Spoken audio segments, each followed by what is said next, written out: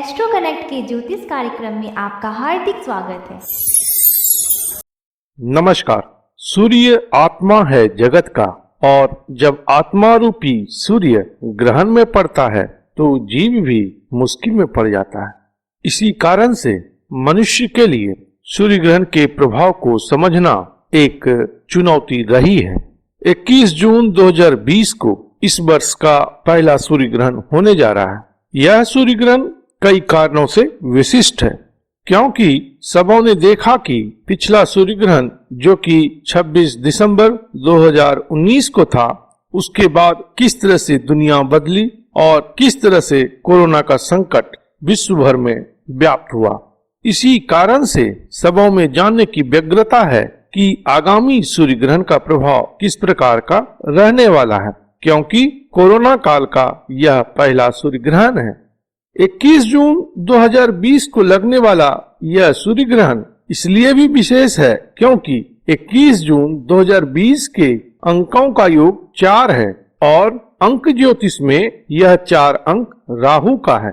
भारत में कोरोना के दस्तक के बाद जो भी महत्वपूर्ण निर्णय लिया गया है, अगर उसकी तारीख को देखें तो अधिकांश में आप पाएंगे कि उस तारीख के अंकों का योग 4 ही था। 24 मार्च 2020 को लॉकडाउन की घोषणा हुई, उस तारीख का योग 4 था।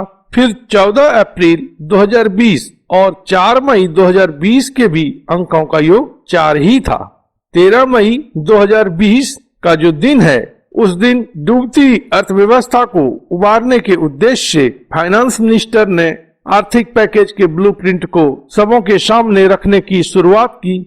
उस तारीख के अंकों का योग भी 4 ही होता है। और तो और वर्ष 2020 के अंकों का भी योग 4 ही है, अर्थात 4 अंकों के रूप में राहु की भूमिका इस कोरोना काल में रही है।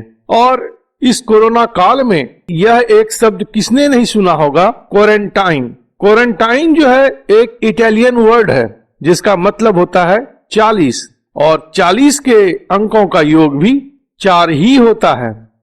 तो अंक ज्योतिष के हिसाब से यह जो वर्ष है और मानव इतिहास में याद रखा जाने वाला यह जो महामारी है, उस पर साया राहु का है। और ज्योतिष के अनुसार वायरस संक्रमण में राहु की भूमिका तो है ही।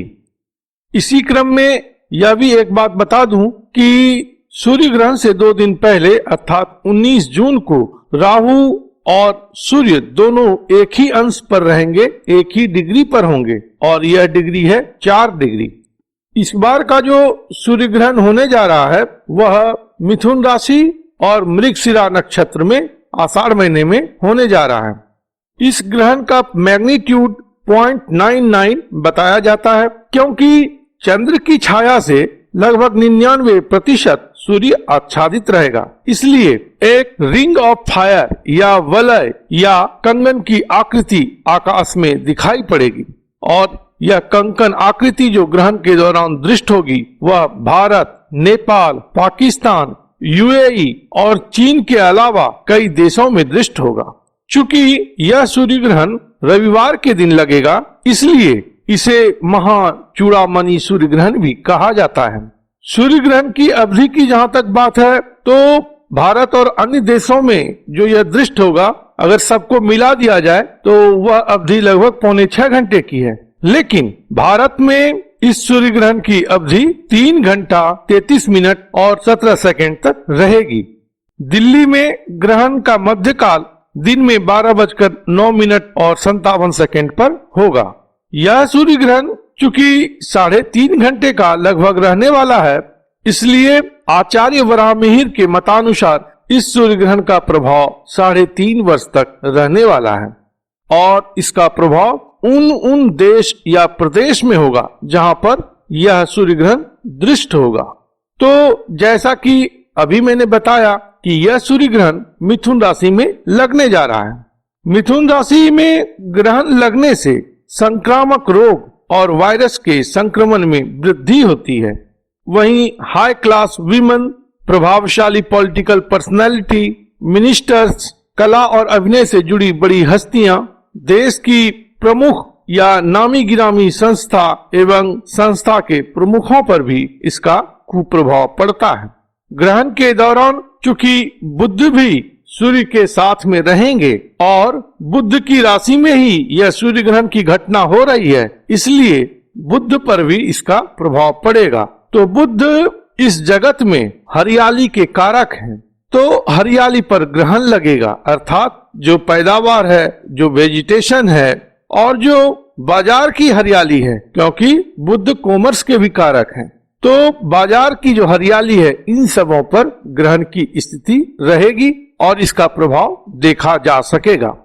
यह सूर्य ग्रहण द्विस्वभाव राशि में होने जा रहा है, तो इसका जो भी कुप्रभाव है वह तुरंत शुरू हो जाएगा, जो कि लंबे समय तक रहेगा, लेकिन इसमें उतार और चढ़ाव की स्थिति रहेगी, अर्थात जो कुप्रभाव है वह कभी अधिक होगा तो कभी कम होगा, इस तरह की बात रहेगी।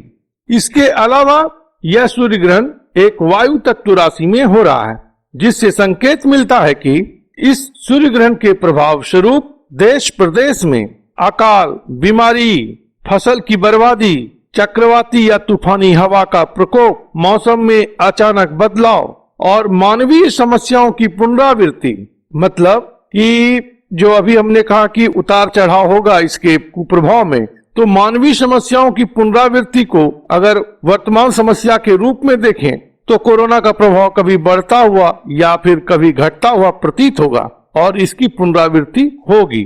और यह कहां पर होगा, तो खासकर उन सब जगहों में जहां पर यह एक्लिप्स देखा जा सकेगा। यह जो सूर्य ग्रहण हो रहा है, इससे पहले चंद्र ग्रहण होगा और इसके बाद पुनः चंद्र ग्रहण होगा। चंद्र ग्रहण 5-6 जून को है और फिर 21 जून को सूर्य ग्रहण है और उसके बाद 4-5 जुलाई के मध्य में चंद्र ग्रहण है। तो 2 चंद्र ग्रहण के बीच में यह सूर्य ग्रहण पड़ रहा है, जिसमें कि एक ही पक्ष में 2 ग्रहण पड़ रहे हैं। तो इसके प्रभाव स्वरूप लोगों में विकलता बढ़ेगी, लोग अनियंत्रित एवं अन्यायपूर्ण स्वभाव के हो जाते हैं, लोगों का वैवाहिक जीवन चिंतापूर्ण स्थिति से गुजरने लगता है, दंपति परेशान रहते हैं। चूंकि यह आषाढ़ मास में ग्रहण लगने जा रहा है, इसलिए बारिश के दृष्टिकोण से यह सूर्य ग्रहण अच्छा संकेत नहीं दे रहा है।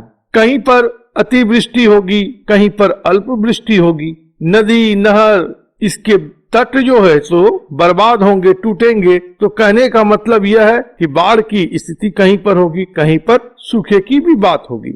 इस मास में सूर्य ग्रहण होने से जो संकेत है वो यह है कि भारत के मध्य क्षेत्र में और कश्मीर में समस्या बढ़ेगी, साथ ही पाकिस्तान और अफगानिस्तान का कुछ हिस्सा इससे कुप्रभावित रहेगा।